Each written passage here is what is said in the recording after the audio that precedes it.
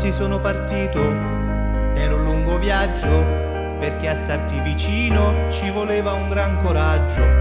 Volevo il raffreddore per poterti rivedere, quando mi avvicinavo a te non mi sentivo bene. Mi è dispiaciuto molto, però non respiravo, e tu mi domandavi perché non ti baciavo. Restando ad occhi aperti rimasi un po' perplesso, credevo di sentire una forte puzza cess.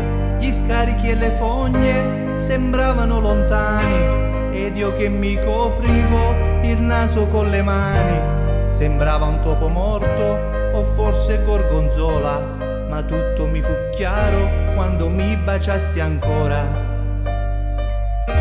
E proprio in quel momento mi si strinse un nodo in gola, perché ti puzza il ciato malamente, e non esiste nulla che ho sentito più fetente. Avrei voluto averti veramente, ma quando aprivi bocca mi sentivo un impotente. Avrei dovuto offrirti le mie vivi denti, ma troppo tardi m'è venuto in mente. La tua bocca era amara, pareva solfatara. Mi sentirei di dirti mangiati una mentina, ma c'hai il fiato omicida come Totò Riina. Da quando mi hai baciato io sto traumatizzata, se vuoi vedermi ancora ti fotrà piandeciata. Trascorsi mezz'oretta senza dire una parola, non ebbi il coraggio di ammoccarmi ancora, e andammo fuori al mare, io ti offrì pure il gelato, ma tu al primo morso lo avevi squagliato, perché ti puzza il ciato malamente, e non esiste nulla che ho sentito più fetente.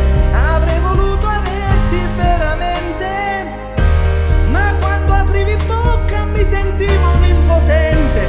Avrei dovuto offrirti le mie vivi denti, ma troppo tardi m'è venuto in mente. La tua bocca era amara, pareva solfatara.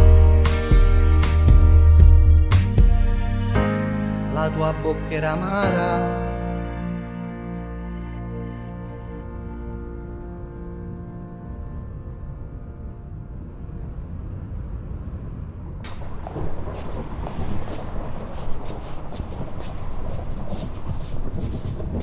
Buonasera, datemi le caramelle più forti che avete.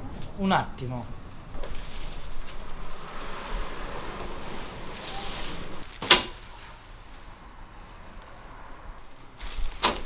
Voglio, state accorto, che sono forti. Voglio, ma che fa? Devo salvare un amore.